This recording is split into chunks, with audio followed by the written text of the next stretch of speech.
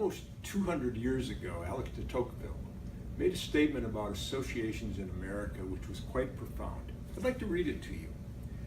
Americans of all ages, all conditions, and all dispositions constantly form associations. They have not only commercial and manufacturing associations in which all partake, but associations of 1,000 other kinds, religious, moral, serious, futile, general or restricted, enormous or diminutive. Wherever at the head of some new undertaking you see the government of France or a man of rank in England, in the United States, you will be sure to find an association. There's a history in America that we combine and we work together to achieve a greater social or public good. Many of them are defined as the work of associations.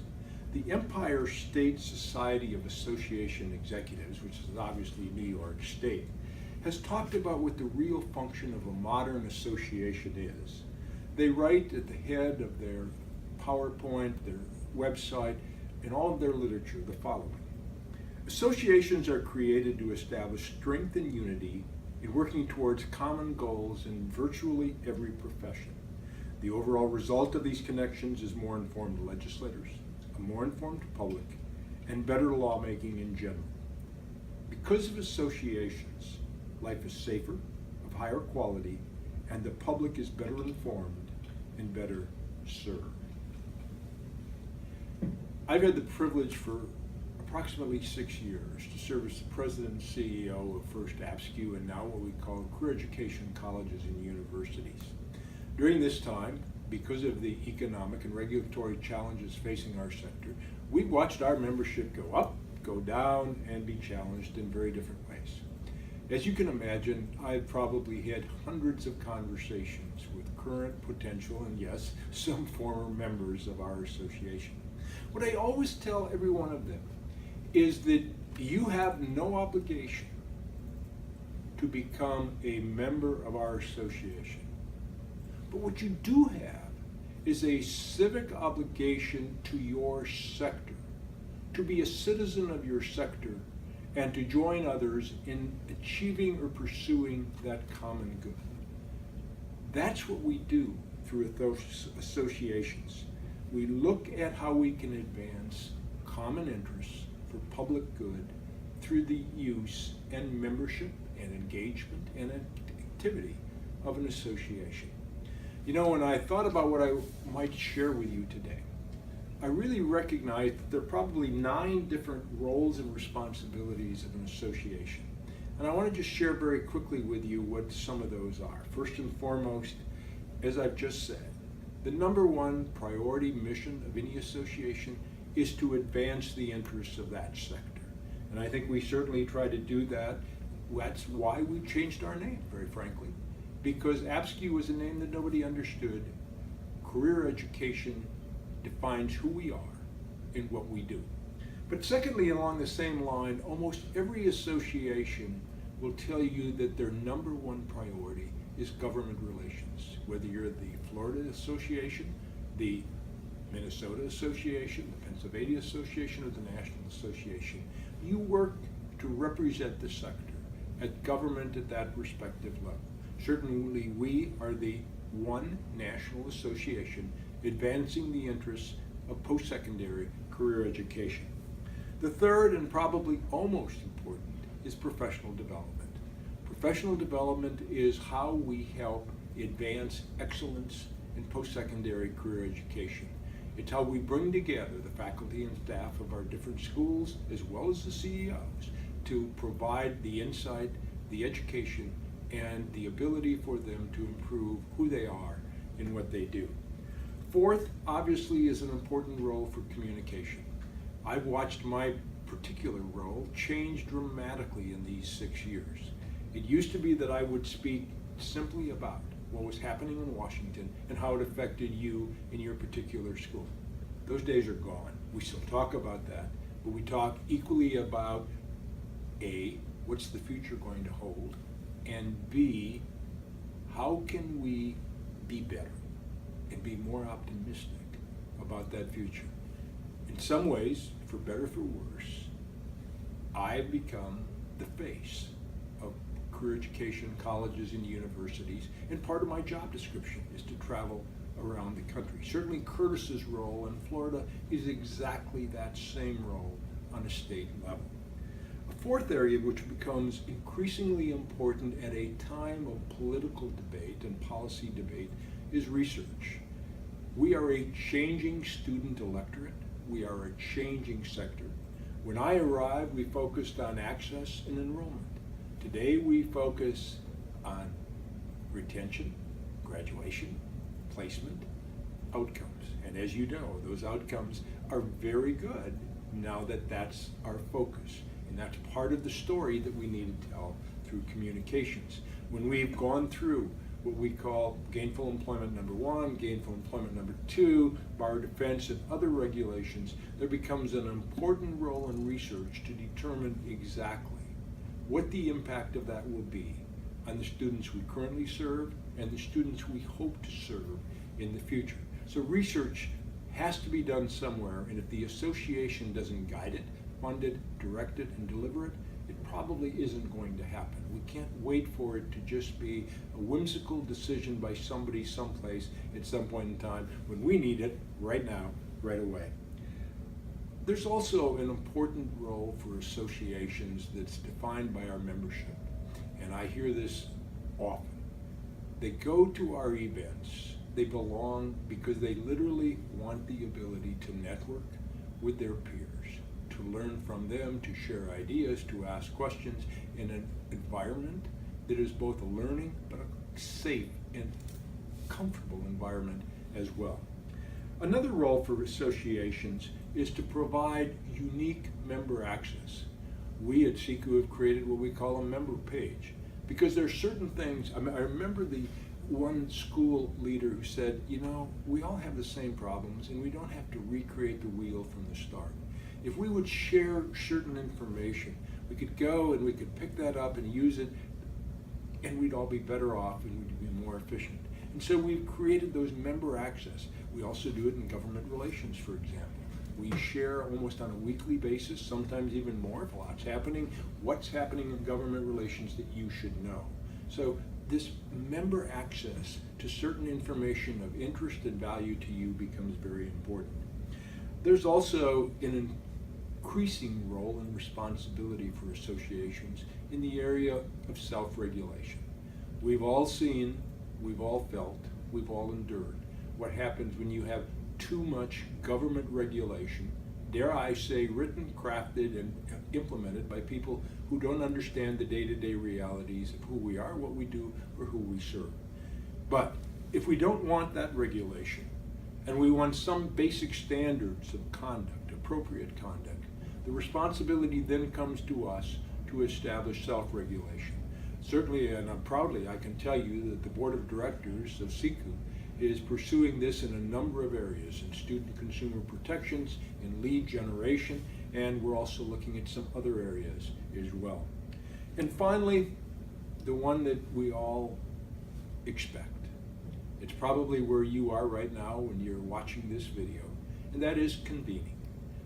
It is the associations that convene the membership, that convenes the sector in our conventions, in our Hill Days, in our CEO summits, and in similar professional development opportunities, whether they be for senior staff, for leadership, or otherwise moving along. I also want to talk to you a little bit today about associations. I call it Association Squared because as times change, as government becomes more a part of our sector, I think we need to realize that the role of associations at the federal level and at the state level are becoming much more interconnected. And as I thought about what I might say with you today, I came up with a number of areas where this happens. Number one is to understand the basic triad which regulates post-secondary education. We have state licensure, we have national or regional accreditation, and we have certainly the national and some states, the state funding of access for our students. All of that is interconnected at the federal and the state levels. We also have seen more and more how state issues are becoming, or excuse me, how national issues are becoming state issues. Now, we've lived some of those regulations at the federal level, and certainly in an era where you see some of those, should we say, declining at the federal level, we are seeing certain activist states pick those up. We've also certainly seen attorney generals in some states become very active in collaborative efforts from state to state to pursue investigation and regulation of our sector. Now, most of that is led by things that start in Washington and then come to the states. A third area is funding, and I mentioned that in the general sense earlier with the triad, but also it is in basic student financial aid. We have federal financial aid, and many states have what they call state grants, which are available to our students as a way of providing that particular access. But also as we move beyond just the traditional higher ed into apprenticeship and into broader what we call workforce investment programs, etc., we are clearly seeing an increased partnership between federal funds going to the state and those being distributed by the state, either in partnership with state funds or separately as a way that becomes a federal and state partnership. Now, wouldn't it be nice if this was just about regulation and funding?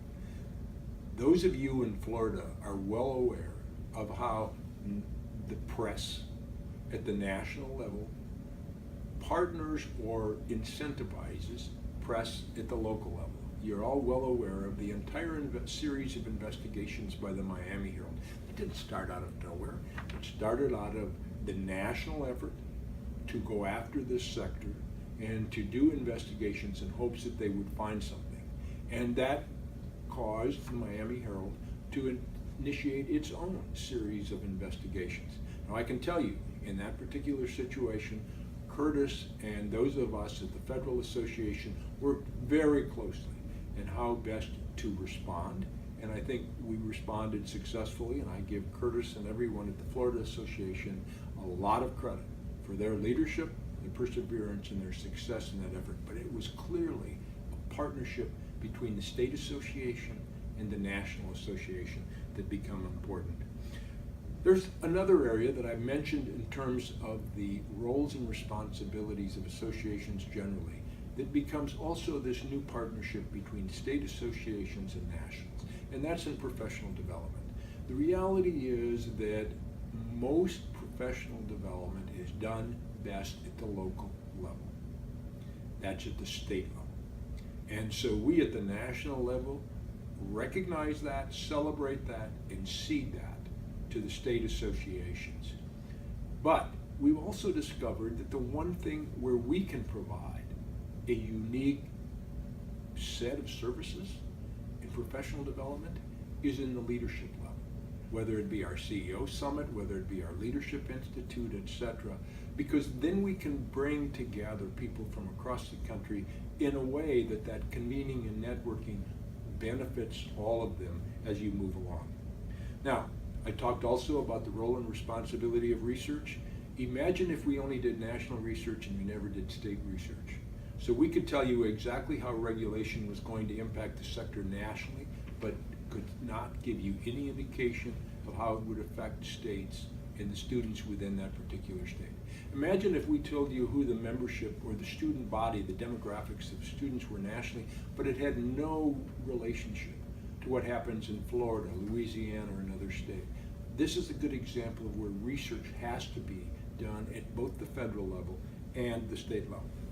And the final area, which is becoming more important, partially because we need to be more effective and we need to be more efficient, is in the area of grassroots. We've worked very hard in the last year or so to partner with our state associations in grassroots activities, which is the engagement of you, your school, your staff, your employers, your students, those who benefit from what you do, and the skilled workers you provide. Working with you, we identify, for example, those key members of Congress from Florida that we need you to become active and engaged with, and as Art Kaiser always says, to build a relationship with, so that we can have that rapport and partnership at the federal level moving forward. So when you step back for just a second, you realize that the role of an association is incredibly important. This isn't something that happens just because we want to be busy and we want your money and we want you to support us so we can exist. In all due respect, as I said earlier, none of you have an obligation to any association, the state association or the national association, but you do have an obligation to your colleagues. I call it the civic responsibility of being a member and a citizen of this sector.